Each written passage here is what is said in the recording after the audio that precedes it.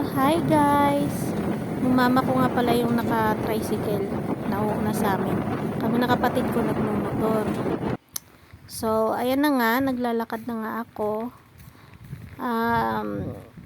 Sabi ko kasi sa kapatid ko, antayin niya yung mama ko. Kasi yung mama ko nagparking lang doon sa malapit sa highway. So, sabi ko pasakayin niya yung mama ko.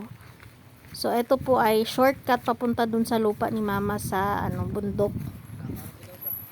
So, ayan, hindi nga sumakay yung mama ko. Masakit to kaya Kasi sakit to gusto yate. nga niya daw maglakad.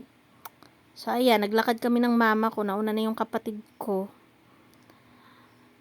So, ayun, akala ko yung mama ko nasa likuran ko pa.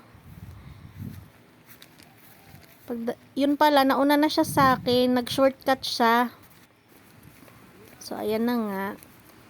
Pababa po yan. Tatawid kami ng ilog. May maliit na ilog dyan.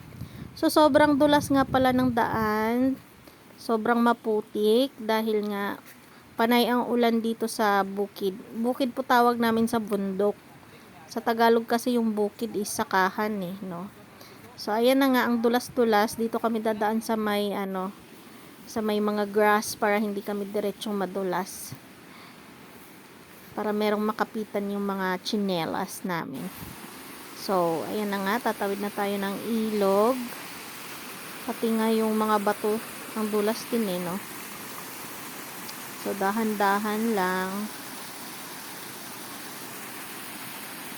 So, after mga ilang months, mga 3 months din ata ako hindi nakapunta dito sa lupa ni mama sa bundok. Kasi nga, naging busy. Pati nga mama ko ngayon lang ulit makakabisita. So, titingnan namin yung mga alagang manok na inaalagaan ng pinsan niya. Yung pinapatira niya dun sa bahay namin sa bundok. So, ayan. Kita nyo naman. Basa-basa pa yung lupa. Maputik. So, pagpababa dito sa ilog, paakyat ka naman ulit. Ang hirap po pumunta dito dahil akyat-baba po yung gagawin nyo. So, ayan. Pababa na naman ulit kami niyan.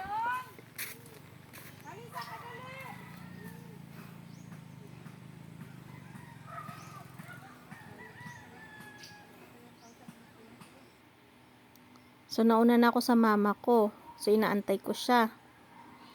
Yun, dahan-dahan lang dahil madulas nga yan. Pababa ulit. Tapos, paakyat ulit. Ganun po kahirap pumunta dito sa bundok. Kapag hindi ka sanay, talagang hindi ka na babalik. Pero actually, hindi naman siya gaano kalayo sa highway. Mahihirapan ka lang dahil nga akyat-baba yung mangyayari sa paglalakad mo. So, kung kaya mo naman ipasok yung motor, edi magmotor ka. Dahil ang pinsan ko, pinapasok naman niya yung motor Video ko, niya. ma'am. So, kami hindi namin kayang ipasok yung motor, so iniiwan namin doon.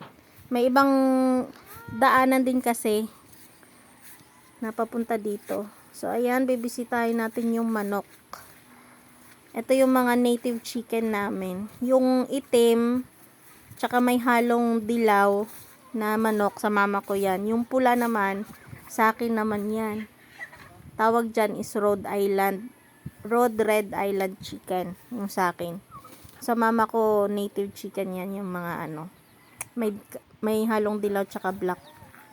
Tsaka meron din siyang pabo tawag sa amin. Turkey naman yun sa English. So, ito naman, may bagong project kasi yung mama ko. Mangingitlog na manok, pang itlog. Aywan ko kung anong tawag doon. Basta yun na yun. Palamigay lang mata ka na magwan sila ba? Gumanon sila. Akon kon pa dinalagan So, yan. Project nga pala yan ng mama ko tsaka ng pinsan niya. So, bali yan. Mangingitlog yan. So, kung yung kita niyan, hindi ko alam kung anong mangyayari. Kung hati ba sila dyan. may number ka sa iya. Tagan-tag number ko para tawagan mo. So, baka next week mangingitlog na yan. good ato ang pagatiman, good. So, ayan naman, yung kinukuha ng pinsan ni mama is, tawag dyan, azula. Pagkain na, pwedeng kainin ng manok, baboy, ng isda, kahit ano. So, ayan nga, ipapakain niya sa mga chicken. Native chicken. Parang ano daw yan chocolate sa mga chicken.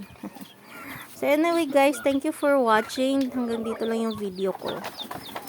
Hindi ko na na-video hindi na ako nakapag-video ulit kasi nga umuulan. Tsaka yung pauwi namin. So, hanggang dito lang.